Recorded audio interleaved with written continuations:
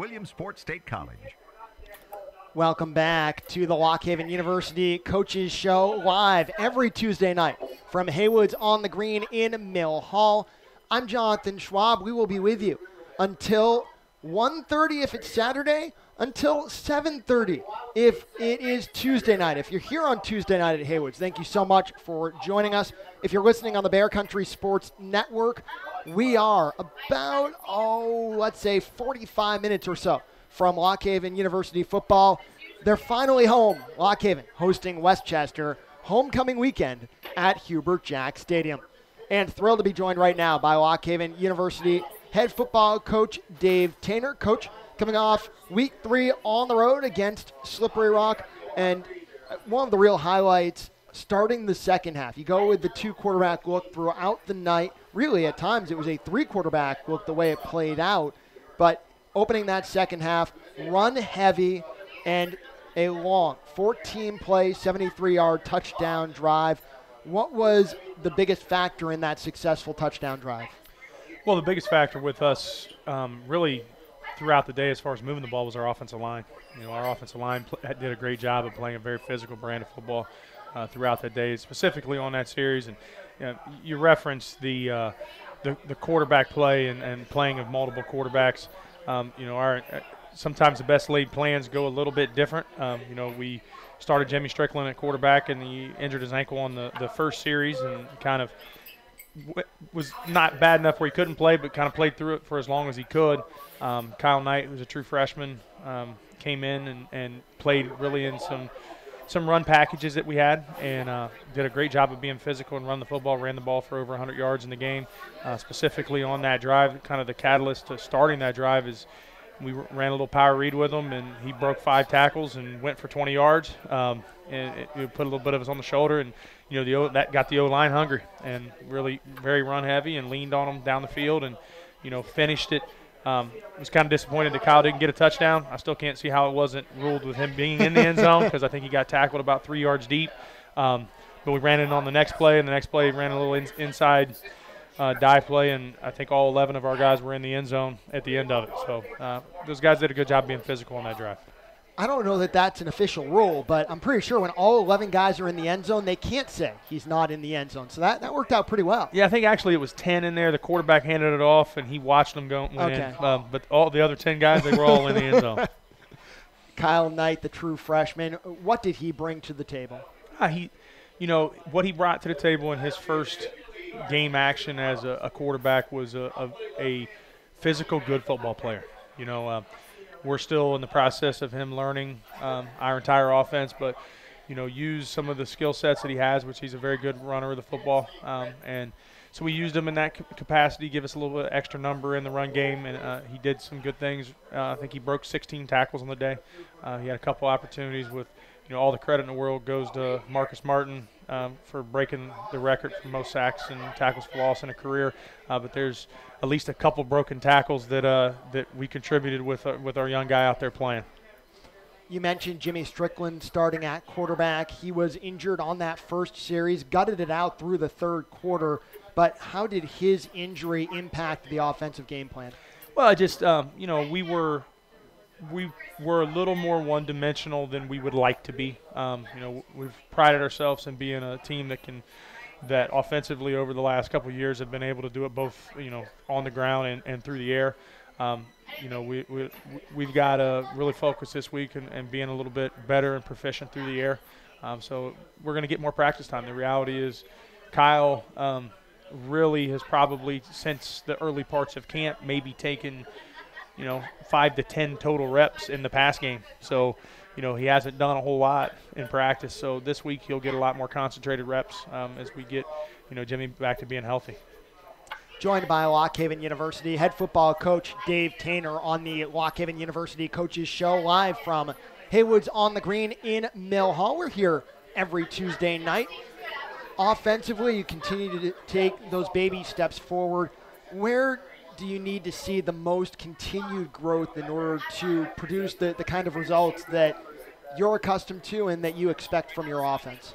Well, it's going to sound a little bit different to say this. We've got to do a better job on special teams. one of the things from the game, because we got a young and inexperienced quarterbacks that are playing, so you want to put them in advantageous field position situations. In the game on Saturday, our average starting field position was the negative 21-yard line, which means we had 79 yards to go. Slippery Rock's average starting field position was the 47-yard line, so they had 47 yards to get to the goal line, whereas we had 79. You take that over 13 series. This is the math lesson of the day. That's 416 total yards that we were in a deficit. I actually wanted to settle myself in the chair before you threw that at me, but wham. 416 yards, so to equal 100 yards and a touchdown, that's 100 yards. And so there's 4 touchdowns difference in the yardage starting points. We lost the game 33-7. So you can equate a lot of that back into just from an analytics standpoint into the deficit we had from field position. So that's a group collaborative effort. When you have a young quarterback or young inexperienced quarterbacks that are playing, we need to continue to do a great job with our defense, and we need to play great on special teams in order to enhance and support that the young man as he learns to play a little bit better. You held the ball for over 35 minutes of game time. How does that time of possession imbalance in your favor benefit the defense? Well, I think it helps a lot. It helps from a team standpoint. We got to finish some more drives. We had a penalty down at the 3-yard line on a holding call on the very first drive of the game. We had a couple catches on the sideline. We didn't quite 5 yards on the sideline. That would have been big plays that would have put us down into the scoring range. So we've controlled the game as far as the tempo of the game the last 2 weeks, which is something that we intended on wanting to try to do in those games as we break in a young quarterback. We got to finish more drives, and we got to do a little bit better job with our special teams groups of giving ourselves some advantages in the field position. When we come back on the Lock Haven University Coaches Show with LHU head football coach Dave Taynor, we'll talk about finally being home and the Week 4 matchup with, as he will call them, Team 4, as we know them, Westchester. This is the Lock Haven University Coaches Show, presented by the Bear Country Sports Network. Food and fun with friends and family when you go to Haywoods on the Grid in Mill Hall. With a large bar and their big screen TVs. Haywoods is where you should go to catch the local buddies. Their spacious dining room and kids menu make them a family favorite service. As Haywoods members, and then banquet menu for kids. I transition, yeah. Hosting parties up to 200 people. 570-748-8402. 748-8402. Reservations. Or check them out online. HaywoodsOTG.com on Facebook and Instagram.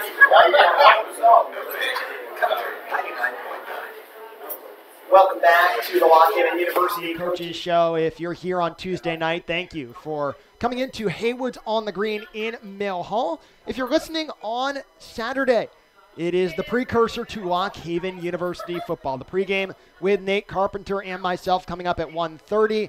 Kickoff for the home opener for Lock Haven University football against Westchester at 2 p.m. with LHU head football coach Dave Taynor. And Coach, we look ahead now to Week 4, and finally, after going back to last year, 5 straight road games for your program, you get to play at Hubert Jack Stadium. How much are you and your entire program looking forward to a home game? Oh, we're no doubt about it. We're looking forward to it. The good thing is we practice there, so I know where it's at. So I think we'll be able to show up at game time. But no, I mean it's definitely a good thing to get back and play in front of a home crowd. Gets an opportunity for individuals to get there that maybe can't make the road trips and be able to see us out playing on the road. Westchester, the opponent, what do they do offensively that you've had to focus on? Well, I think they have a very experienced group of skill players that's around, and they have an offensive line that has had some success with each other. So, I mean, they're a very consistent offense.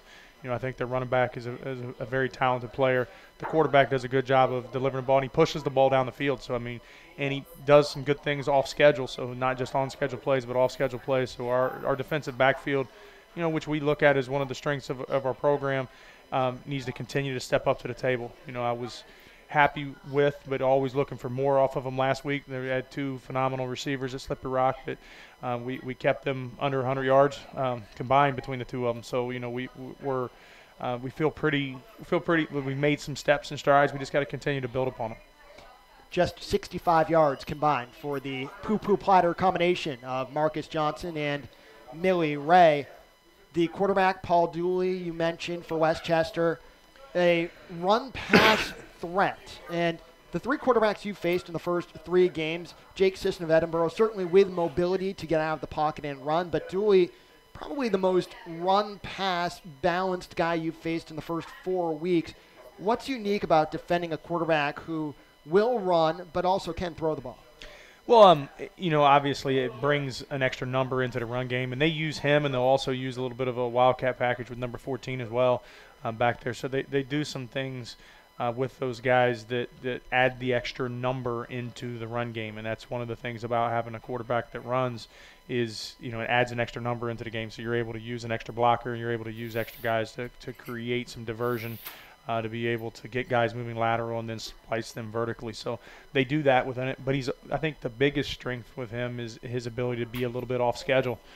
So when things break down, he's able to move the launch point, keep the play alive, and do things which put some stress, like I said, on your defensive backfield to continue to cover. So, we'll build into practice this week a lot of work on off schedule plays. And continuing to play, no matter how long the play goes on, you want to continue to pursue the ultimate value of a defensive football player is the distance between him and the ball when the play's over. So we got to make sure that we stay going after the ball. Defensively, Westchester has given up their fair share of points over the last 2 weeks, but also last week against Edinboro made their fair share of critical game-changing plays. What do you see when you look at them on film? Well, they had one of the more explosive overall football quarters that you're going to see in the first quarter, and they were able to score multiple ways. They blocked a punt for a touchdown. They had an interception return for a touchdown. They created another turnover, and then took advantage of a blown coverage to score pretty quickly, and it kind of steamrolled for that first quarter. Then I think once you got through that first quarter, they did what a team should do if you get an opportunity to create an advantage and get that initial advantage. They did a good job of salting the game away a little bit and controlling the game once they got into it. So I give credit to them and their coaches of understanding the game scenarios and kept it in a position where they didn't let Edinboro get back into the game. Once they got a couple good plays in their favor. What do you see as far as what they're actually doing scheme-wise? The wild thing is, you can go back to, we've played them now in 2015, 16, and 17. Defensively, all 3 years have a strong share of similarities to what they do. So, we have a lot of film on them playing against things that we do. So it's an opportunity to be able to see it. So they've been very consistent in their schemes. Now, their slipper rack game was a little bit different. They kind of varied from some of the things they were doing, but they were trying to create some brackets on Millie Ray and Marcus Johnson. They were trying to create some extra defenders, so it put them in some different looks than what you traditionally see. But last year they kind of did the same against us when we had Sean Seif, and they did a little bit to him. They ran some extra brackets and different things at him. How about what Westchester will bring to the forefront on special teams? They blocked a punt last week, and they make some plays on special teams ends. They've given up, and the thing is, like I said, they've given up some big plays on returns. They've both been to Marcus Johnson, who we got to see personally last week, is a pretty good return guy. We kept him out of the end zone, but he got pretty close a few times. He had a couple of returns for touchdowns versus them. So they run well. When we time and evaluate them on coverage, they're going to cover really well. I think they got a good punter and they got a good kicker. So they're very solid in their special teams. We got to match that. Joined by Lock Haven University head football coach Dave Taynor on the LHU Coaches Show from Haywoods on the Green in Mill Hall. It is also homecoming weekend, a September homecoming. What is the significance of homecoming to you? Homecoming's a great celebration for our alumni and for the people of Lock Haven University.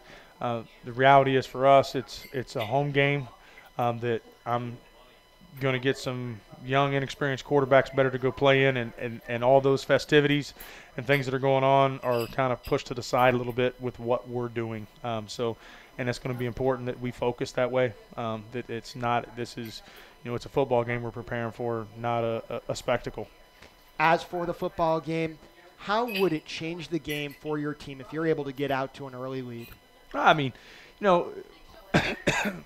success breeds confidence. So, we've done some very good things, and it hasn't necessarily carried over to the results that you desire, but you don't control outcomes, you control responses.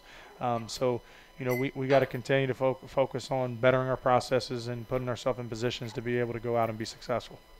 Our One for Fun with Dave Taynor, and you kind of walked me into it with your comments about homecoming. The game is the first focus.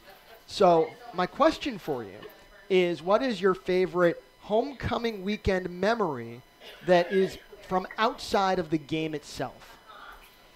Outside of the game itself? You are talking to a football coach here and a football player. So, like, for me, most of the events that happen and related to homecoming are not on my top priority sheet. But I do enjoy taking my daughter down and being down on the block party here and her enjoying the fireworks. So that's probably one of the most memorable things, is what my 5-year-old who enjoys. Now, I won't get to see it because we will be covering Jersey Shore football Friday night. But if I could be in attendance, will you be giving a speech again on Friday night? Yeah, I'm sure I'm going to be asked to. We'll probably do a little Queen of Victory. All right. See, now I wish I could be there in person, but I guarantee you there will be video, and I will be searching for that video 10:30 Friday night. Lock Haven University head football coach Dave Taynor, thank you so much for the time, and good luck against Westchester. Thank you very much. That'll do it for this week's edition of the Lock Haven University Coaches Show. Thanks to Coach Garenser and Coach Taynor for joining us tonight. For those of you at Haywoods on the Green on this Tuesday evening, thank you so much for coming out. For those of you listening on the Bear Country Sports Network, it's time for the pregame. Lock Haven University football. Home against Westchester. It is the PSAC East opener as well for LHU. Nate Carpenter and I will be on the call, 2 p.m. kickoff from Hubert Jack Stadium. Once again, this has been the Lock Haven University Coaches Show, presented by the Bear Country Sports Network. Food and fun with friends and family when you go to Haywoods on the green. Large bar and their big screen TVs. Haywoods is where you should go to catch the game with your buddies.